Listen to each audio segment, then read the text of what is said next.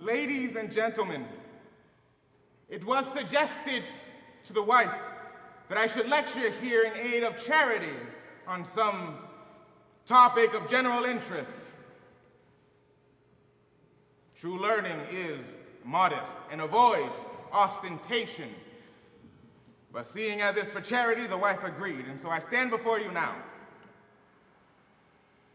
I am not a professor, and university degrees have passed me by, but it is common knowledge that I have sacrificed my health and creature comforts for these last 30 years working non-stop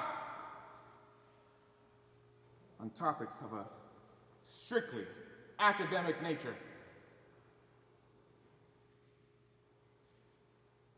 One moment. Hello. Hello? Hello. Hello? Hello. It's a fun game.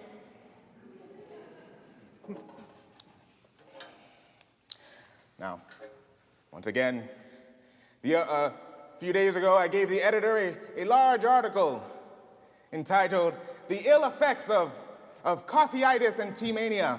And it was wonderful. And as for the subject for today's lecture, I have chosen the harmful effects of smoking and taking snuff on the human race. Now, to explore the full significance of the theme and the scope of a single lecture is naturally difficult, but I endeavor to be brief and confine myself to the essentials. Opposed as I am to the popular approach, I shall be strictly academic. And I suggest that you, members of my audience, should be imbued with a sense of the subject's significance and attend with due seriousness to my present lecture.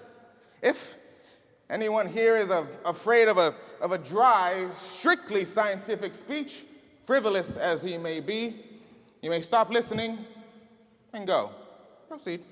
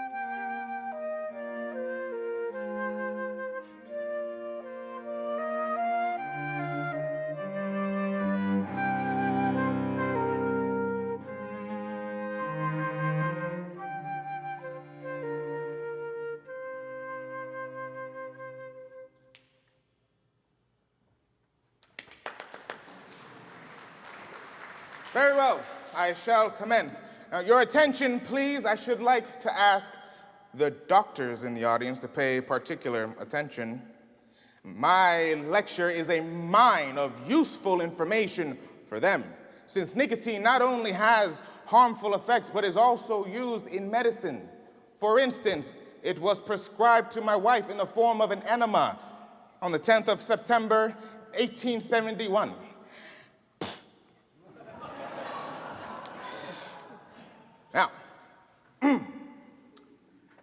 Tobacco is an organic body. It is derived, to my way of thinking, from the plant Nicotiana tabacum, which belongs to the genus Solanae. It is grown in America. Its main constituent component is an deadly. Oh my goodness. Nicotine. Chemically speaking, it consists of, pardon me, chemically, to my way of thinking, it consists of 10 atoms of carbon, 14 atoms of hydrogen, two atoms of nitrogen. Give me air. Oh, pardon. Well, just a moment. 1 minute.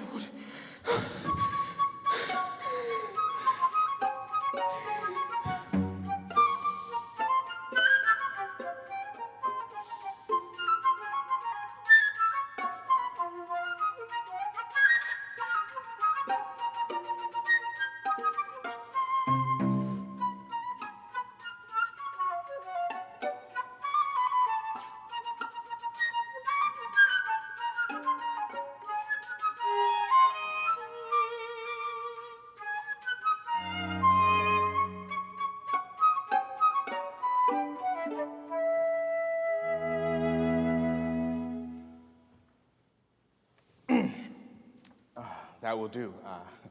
Pardon. I have suffered from these choking bouts, asthma, for ages. This complaint dates back to the 13th of February, 1869, when my wife gave birth to her sixth daughter, Veronica. The wife has 9 girls in all, no boys, of which she's very glad, because boys would be a nuisance in a girls' boarding school in many ways. There's only one man in the whole school, myself. But the respectable and distinguished families who have confided their children's fate to my wife can rest assured as far as I'm concerned. Anyway, let's move on. Time being short. Where were we? That choking fit caught me at the most interesting point. But it is an ill wind that bloweth no man to good. For you and me, and especially the doctors in the house, that attack can serve as an excellent lesson. There are no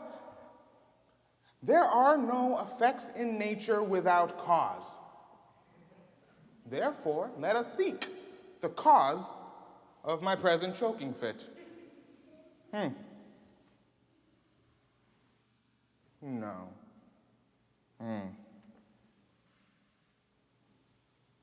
No. Yes. Yes. The only cure for asthma is to avoid heavy and spicy foods. But before coming here to lecture, I permitted myself a certain indulgence. It must be added that today was pancake day at the wife's boarding school. At lunch, each girl receives a single pancake instead of the main course. So you've eaten it before, right? Yeah. Yes. Being my wife's husband, I do not believe it to be my place to praise a woman of such integrity. But I swear nowhere is catering more rational, more efficient, more hygienic as it is at the wife's boarding school. I can bear witness to this myself, having the honor to be matron. I buy the food. I present the accounts to the wife every evening. I keep an eye on the servants. I devise exercise books. I devise anti-insect precautions. I spray the air, count the linen, make sure there's at least one toothbrush per 5 girls, and that not more than 10 of them dry themselves on the same towel. Today, I had the job of issuing flour and butter to cook in a quantity that strictly corresponded to the number of the girls. Well, so we had pancakes today. It must be added that the pancakes were intended solely for the girls. For the wife's family, a roast was prepared, of which purpose we had a shin of veal that had been left in the larder since last Friday. The wife and I thought it might spoil by tomorrow if we didn't cook it today. So what do you think happens next? Well, when the pancakes were already cooked and counted, the wife sends into the kitchen to say that 5 girls have been punished for misbehavior by not being allowed pancakes. It thus transpires that we now have 5 pancakes in hand. What are we to do with them? Quite. Are we to give them to the daughters? But the wife won't let her own girls eat stodgy foods. So what do you think we did with them? Could anything be kinder, more loving, more angelically good? Marcellus, dear, says the wife. you eat them yourself. So I ate them after drinking a preliminary glass of vodka. And that's why I've got the wheezes, and that's what's behind it all. However, it seems we have erred and strayed from the subject at hand, so let's go on.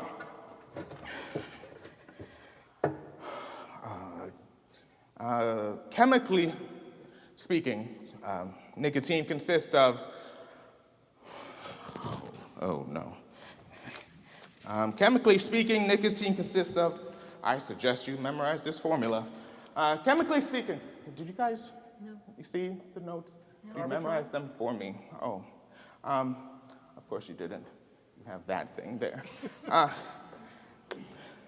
Oh, geez, chemically speaking, nicotine consists of...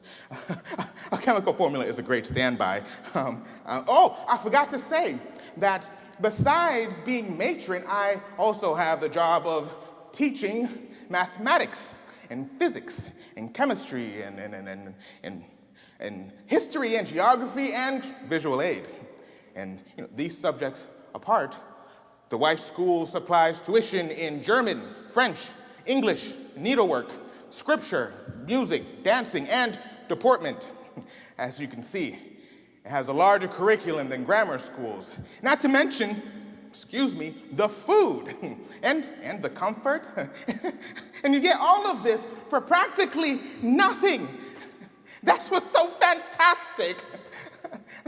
A full board costs only 300 rubles. Yeah. Half board, 200. And day girls pay just 100. But there is an extra charge for dancing, drawing, and music by the agreement with the wife. But it's a lovely school. It's located on the corner of Cat Street and Five Dogs Alley in Mrs. Mama Sheekin's house, the one whose husband was a major. The wife is at home and is available for interview with parents at any time. And the school's prospectus is on sale, 50 kopecks a copy. Please. And please.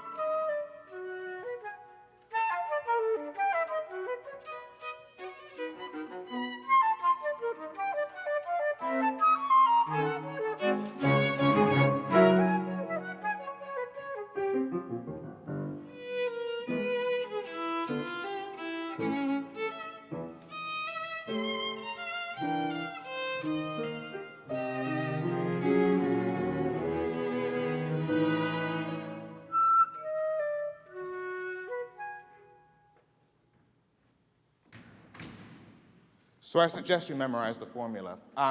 Chemically speaking, nicotine consists of 10 atoms of carbon, 14 of hydrogen, and 2 of nitrogen.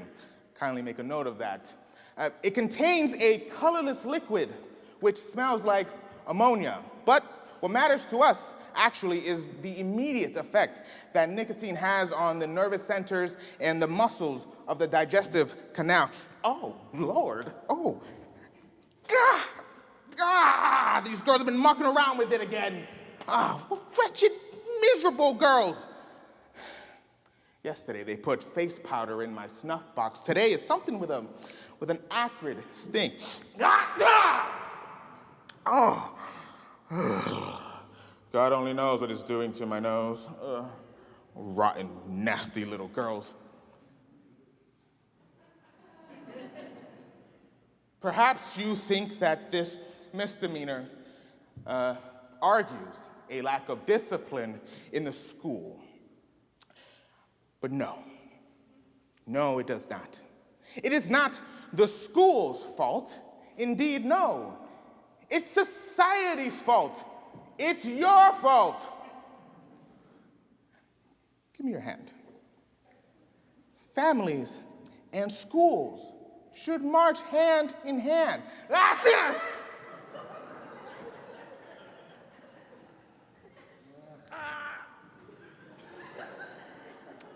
So sorry. Next time, sit back there.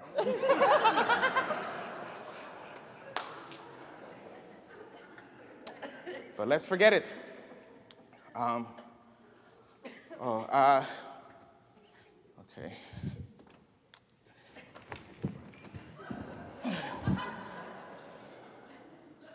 Nicotine puts the stomach in a condition in a tetanic condition. Excuse me.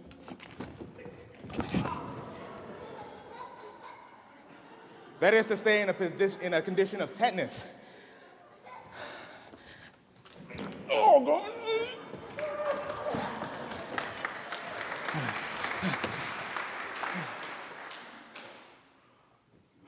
But I notice many smiles on many faces. Obviously, not all members of the audience fully appreciate the supreme importance of our theme.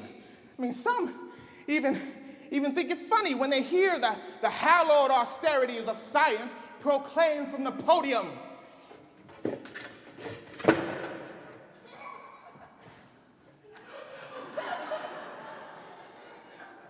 Naturally, I do not venture to rebuke you, but children, I always say to my wife's daughters, do not laugh at what's no laughing matter. Ah!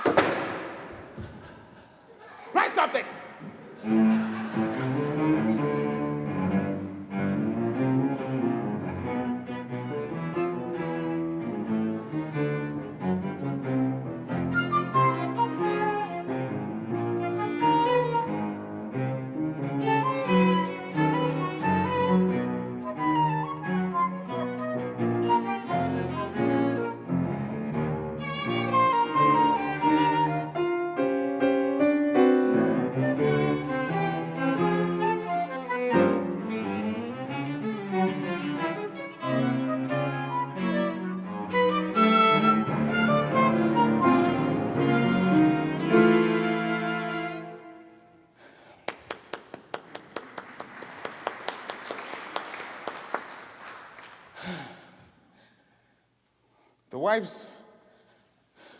The wife has 9 daughters.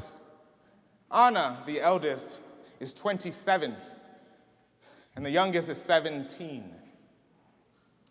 Gentlemen, these 9 young, unspoilt creatures are an amalgam of everything that's pure and beautiful and exalted in nature. Pardon my emotion and the catch in my voice, but you see before you the happiest of fathers. But how difficult it is to get a girl married these days. Terribly hard it is. It's easier to borrow money by mortgaging your property 3 times over than it is to find a husband for even one of your daughters. Oh, me, young men, by your stubborn and materialist leanings, you deprive yourselves of the highest of pleasures, that of family life. And what a great life it is. 33 years I've lived with my wife. Best years of my life, I would say. They flash past like a single moment of ecstasy.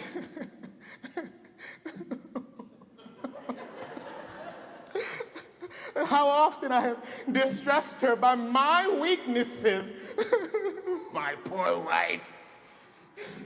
Meekly, I've accepted punishment, but how have I rewarded her anger?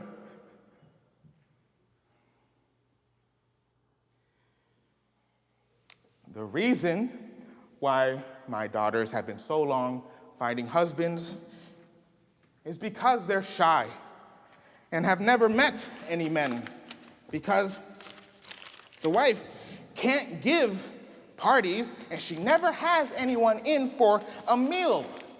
But I can tell you in confidence, my daughters are on view on high days and holidays at their Aunt Natalia's house. She's the one with epilepsy who collects old coins. Snacks are served, but let's not digress. Time being short, I got as far as tetanus. Anyway, until next time.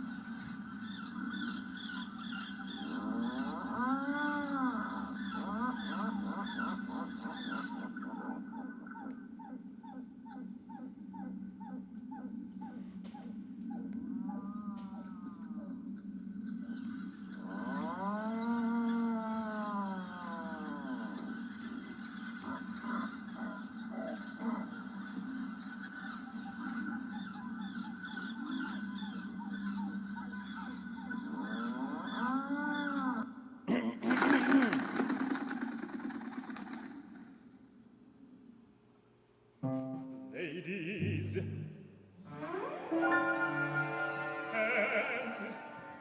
gentlemen, it has been suggested to my wife that I deliver an illustrated lecture in the interest of charity. I am not, strictly speaking, a professor, nor do I hold any learned degrees. I have, however, over the past 30 years, developed a certain capacity for observation. More and more it has become my habit simply to observe the world about us and to study a manner of things, to try to understand and to share that understanding with others. Some years ago I composed a very long essay entitled Scorpion, Spiders, and Centipedes. My daughters all seemed to enjoy it, especially the sections on spiders' webs and how they serve as both nest and trap. But their mother thought it was repulsive.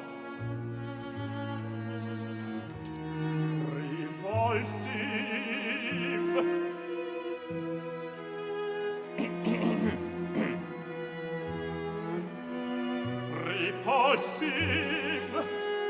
Well, it really doesn't matter. I tore it up anyway. This evening, I'd like to talk about waterbirds and the human significance of our feathered neighbors. And I will accompany these brief remarks with some illustrations of my own design. I must tell you first that fond as I am of birds, I have a terrible dread of water, a completely irrational fear of drowning. But my wife insisted, don't you dare embarrass me again, none of you awful bugs, I warn you. So waterbirds it shall be.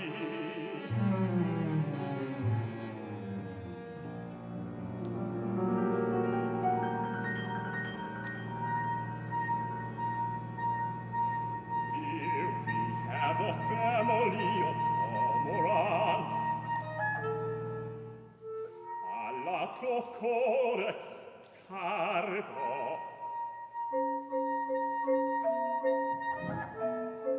They live almost entirely on fish, which they capture underwater by swimming with both wings and feet.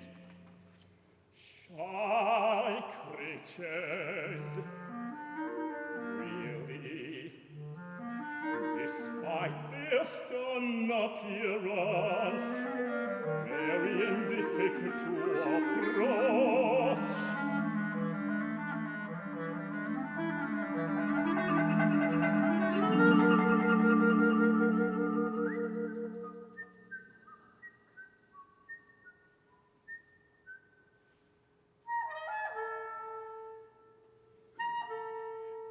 young here are taken care of until full grown.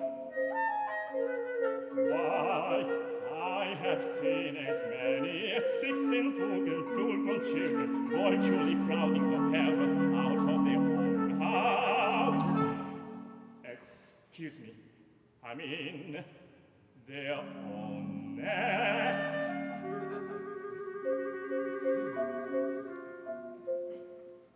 In Colchis, the male here swims about the female, raising his wings and tail. He throws his head over his back and cries out guttural notes like the grunt of a pig. As he seems to be doing here.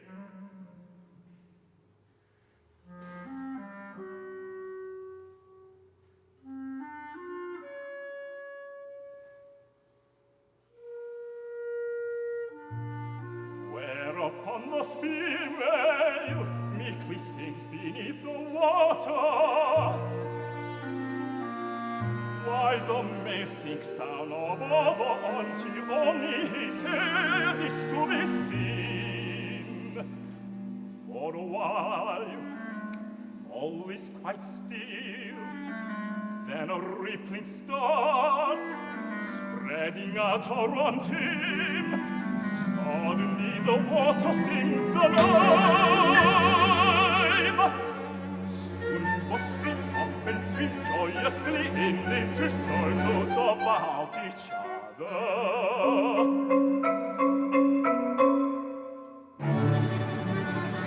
Happily croaking all the while, happily croaking all the while, happily croaking all the while, happily croaking all the while.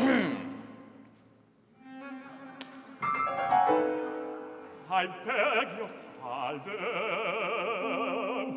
Whenever I lecture or get excited, my right eye has a tendency to blink like that. A condition I acquired many years ago. On September 13th, to be exact. I remember it was the very day that my wife gave birth to her 4th daughter, Veronica. Terribly embarrassing.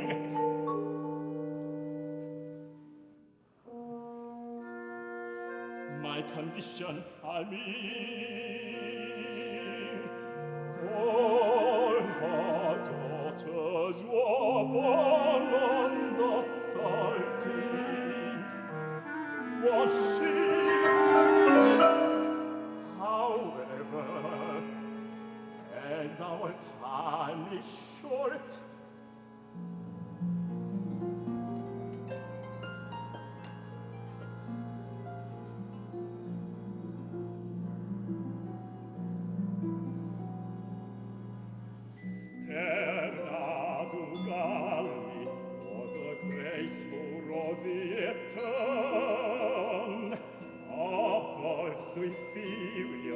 it seems fit for only the softest of the Mediterranean, most graceful of all the waterbirds.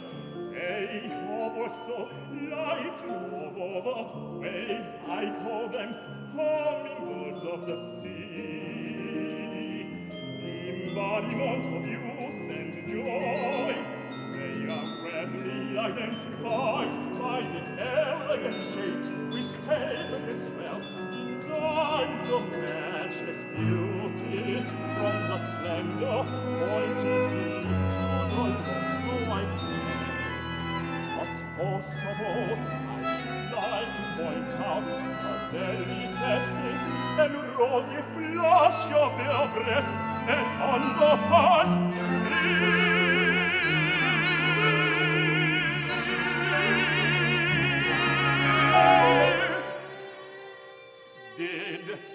I tell you that my wife keeps a music school for young ladies. She told me not to forget to mention it here in passing. The prospectus of the school says for 40 cents. Would anyone care to?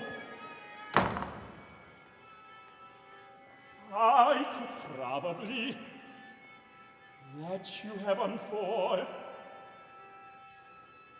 20 cents.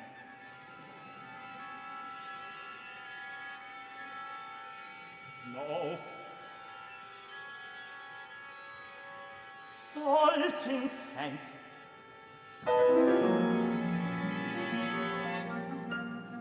Oh, she loves to complain. She complains all the time about her huge expenses. Well, I happen to know she has put away 40,000 in her own name, while I barely manage to. Well, no use talking about that.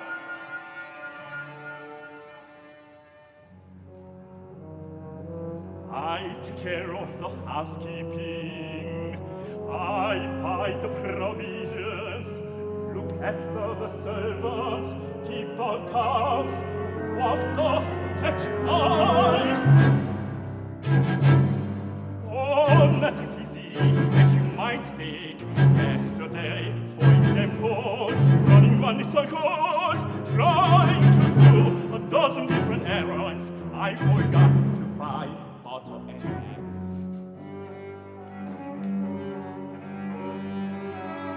For dinner, she was going to prepare a special pancakes. Oh, was she furious? Oh, was she furious? You booby, she said. Whenever she's in a bad mood, as she always is, she calls me booby, balloon. You booby, can't you do anything right? So last night Booby had to go to bed without his supper.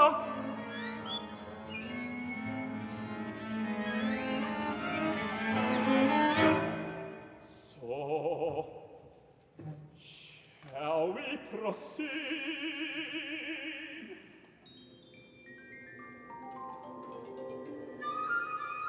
The northern Falarok, lo bippes, lo battus, lo wet-footed pig, the little sweeting Saint Piper. This beautiful bird has the interesting habit of spinning around the block. Oops. Sorry.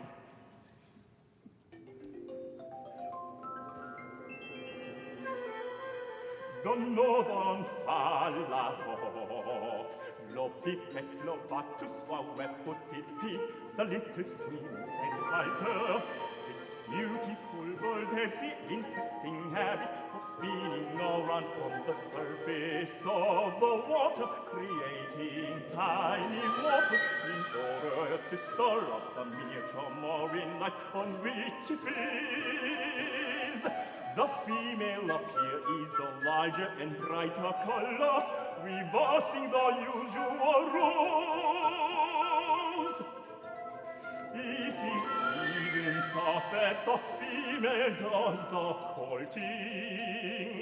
The demure little male builds the nest, incubates the eggs, cares for the young like a mother, while the giddy bright ladies all gather together as though they had organized women's clubs. In common, however, with other birds, it is still the male that sings. Although, unlike the songster-birds, I doubt that the Falarok sings to attract a female. His voice is soft and mellow, but sad. The typical note being a little trum, trum, trum, trum, trum. uttered in a gentle musical manner, something like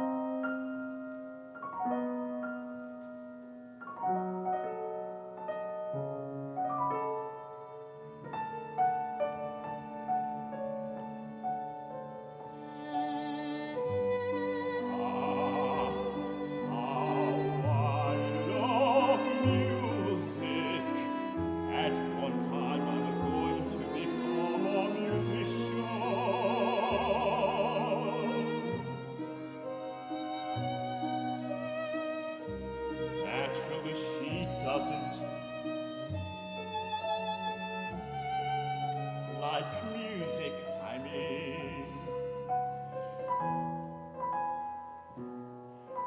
No buzzer was sang for her, no spring quartets, no operas for her.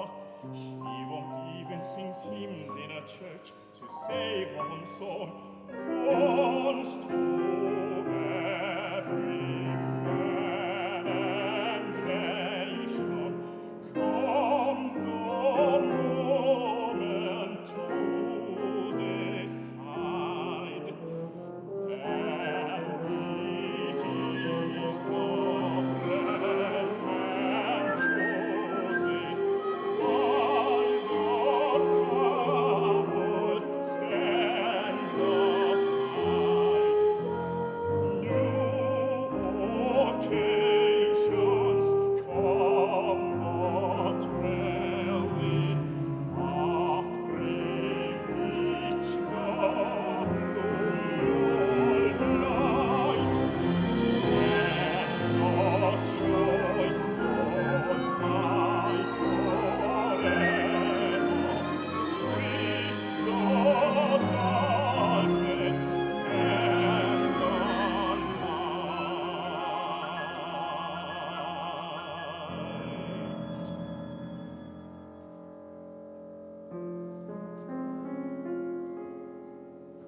By the way, I teach solfeggio and arithmetic and chemistry and geography and history and Latin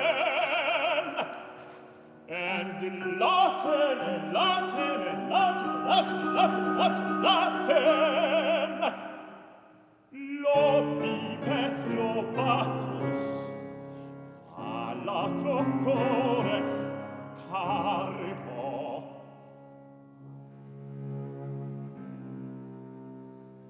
Sterna dugari, for dancing, drawing, or singing, my white charge is extra.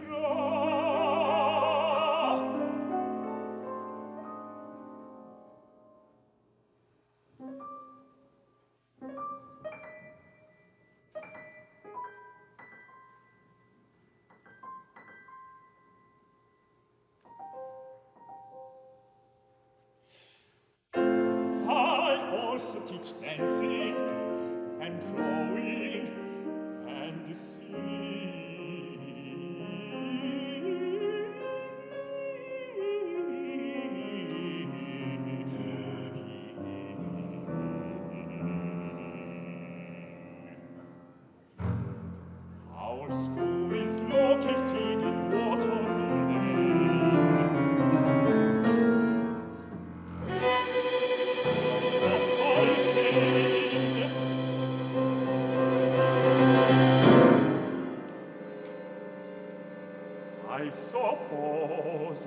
life has been a failure because the number of our house is 13.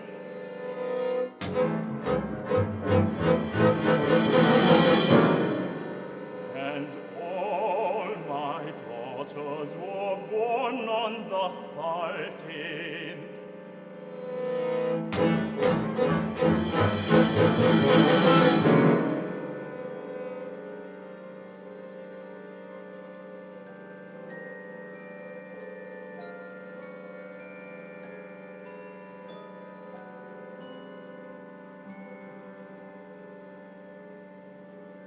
I might have known, even the house has 13 windows.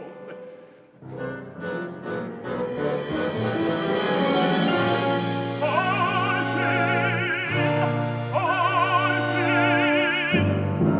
Nothing so silly me. I'm the oldest you made. Of course I seem cheerful and happy.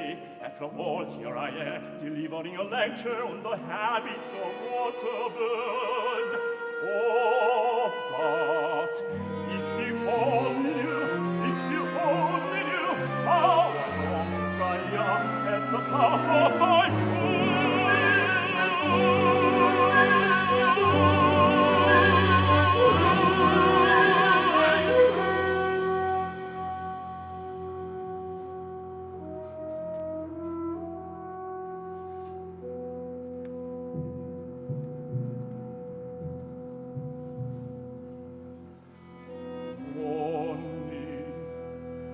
There's nobody there to cry out to.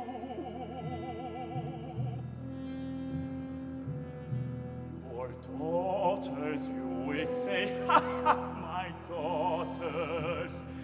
They only laugh at me, talk to them, and they only laugh at me.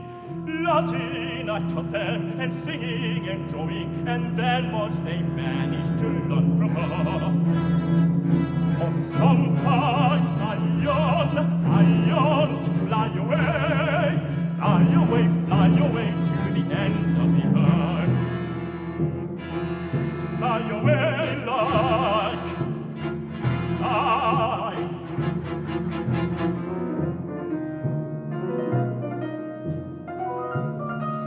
the Atlantic puffin, Fratercula arctica. Among the waterbirds, this puffin is regarded as perhaps the most grotesque because it has an uncouth beak. Truly a remarkable appendage to be sure, as one can plainly see, very large and flat and banded with the three primary colors, yellow, red, and blue. A scientist only seen in mating times of hunting one observer to remark that upon his nose a puffin wears his wedding clothes. Its flight is rapid but ungainly, even painful, with wings too short for flying, beating violently. And upon his face the thrashing of a drowning man, I always think, although others seem to find that it resembles nothing more than a bumblebee.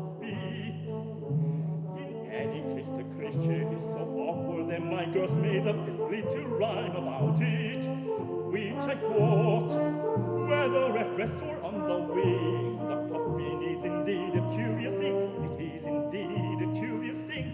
Whether on the wing or at rest, indeed, the puffin is bizarre at best, quite bizarre at best. Perhaps more curious still is its call, a kind of deep-throated mirthless laugh, like laughing in the throat with the lips kept closed like this.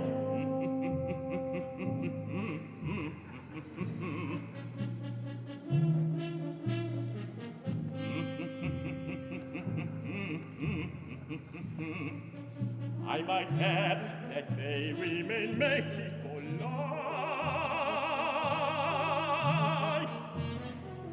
At their breeding places they come and go, with the most amazing sense of punctuality. In fact, their habits are so regular and fixed that when the time for ball migration comes, the parents will depart, leaving their own fledglings, which have now acquired the full use of their wings behind, to a wintry death.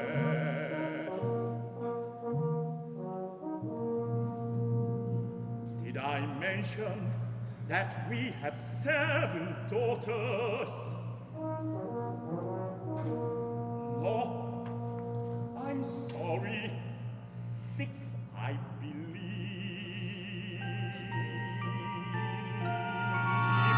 7. The eldest, and is 27. Marguerite, the youngest, 17.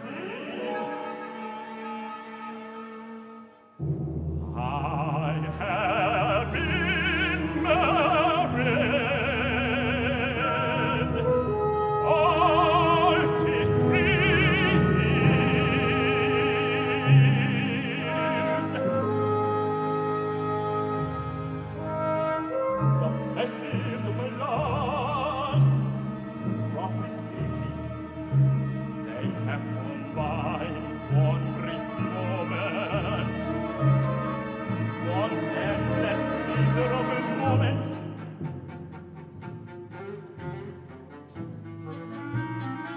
They remain mated for life.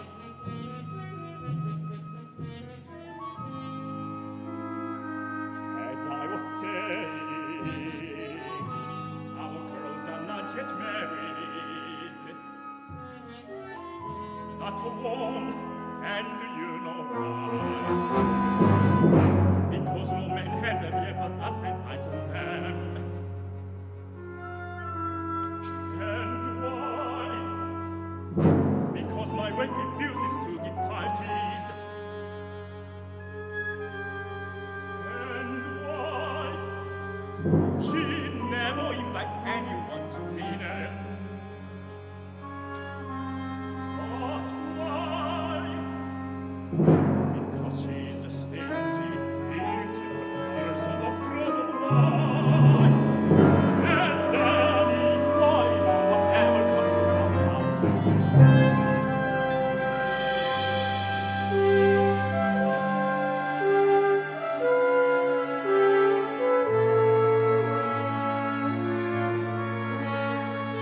But confidentially, if you know any young men, the girls may be seen during Easter and Christmas holidays at their Aunt Helen's. The one who always wears a yellow dress with the polka dots, as if spiders were crawling all over her.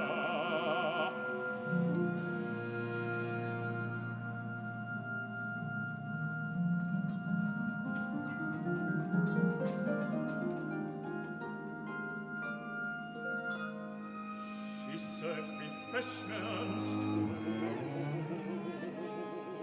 free.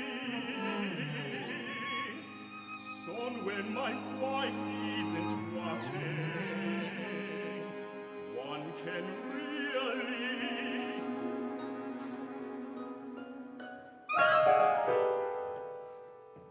I must admit I become a bit tipsy on just one small drink, and I get such a wonderful feeling, and at the same time I'm very sad. For some strange reason I always think of you.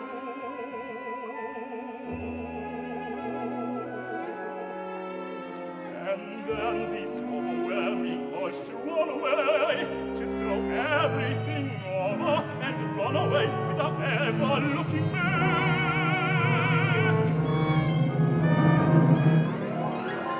Away from this vulgar, cheap existence that has turned me into a pitiful boy. tormenting me, devil of all, has tormented me for all dreams. Run away from the music, from the classroom, all the shabbies, all of the darkness, all her.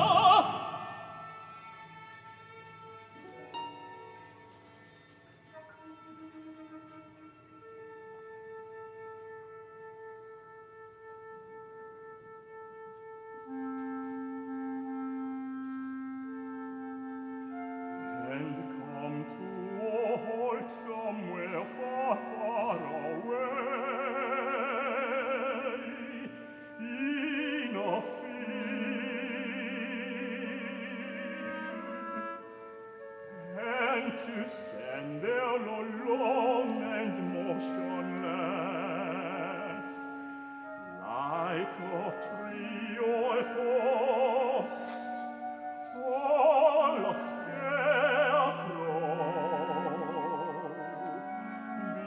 beneath the wide black sky.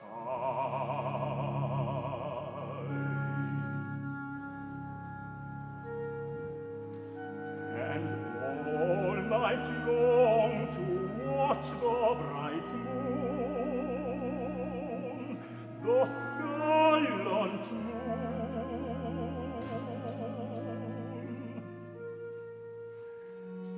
and to think of nothing at all, to forget the past and remember nothing at all, nothing at all. Oh God, how I long not to remember anything, how I long to tear off the tip of my forever waiting for the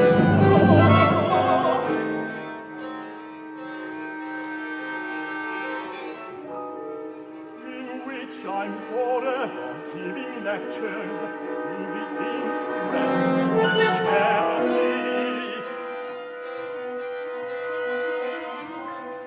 I am old and as worn out as this shabby, pitiful waistcoat. Just look! I want nothing at all, not now, not ever. Once when I was young, when I was ambitious, I might have been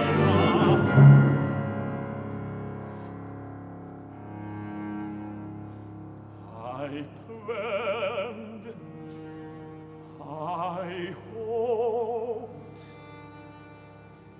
I dreamed. How often I used to dream, but now nothing. I want nothing but rest.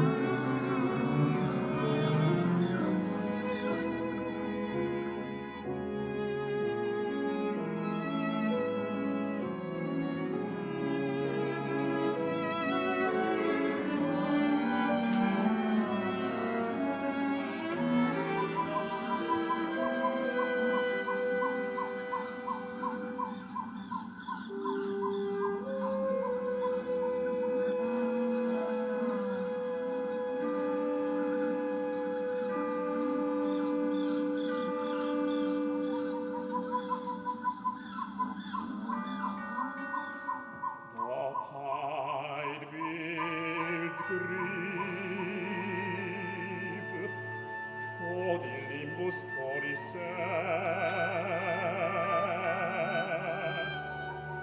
The lowest form of old life,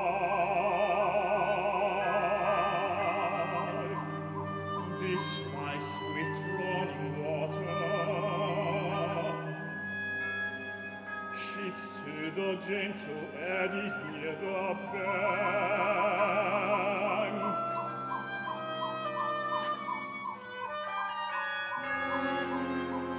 They should never be shot, for they are worse than useless for food, and they certainly do no harm, but they have many enemies besides sportsmen. Snakes and frogs, muskrats, fish, and the birds of prey.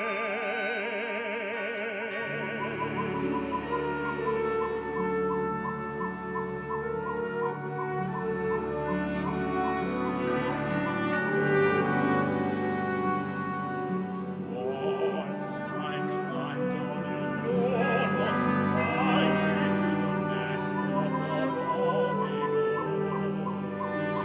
Upon reaching it, I found it to contain only one small object, a pine beard,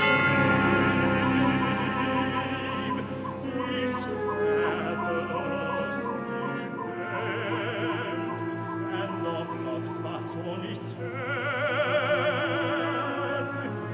not half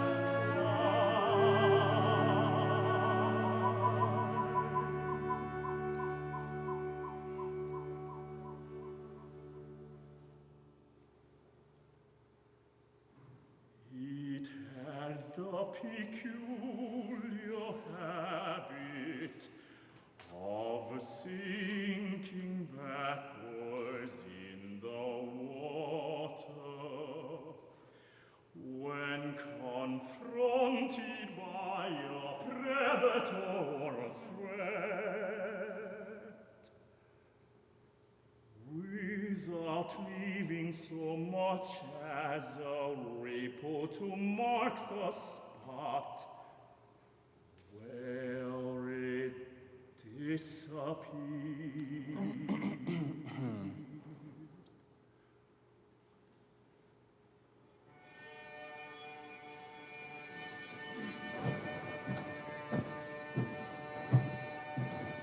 She's coming back. If she should ask, please tell her that the lecturer, the booby that is me, behave with dignity. She's watching.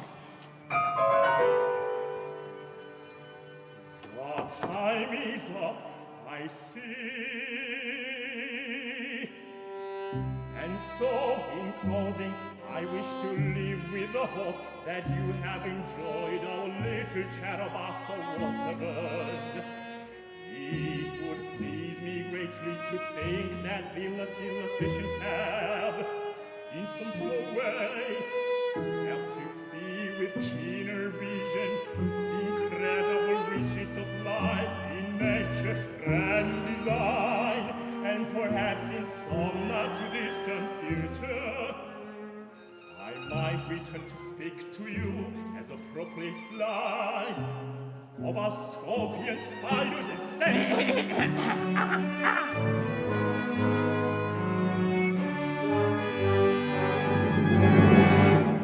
That is all I had to say. One last word in Latin to conclude. Dixie et animam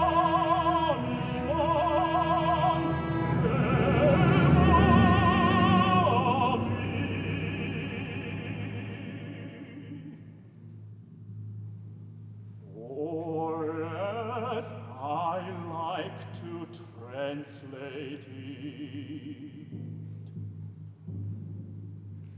my heart has spoken.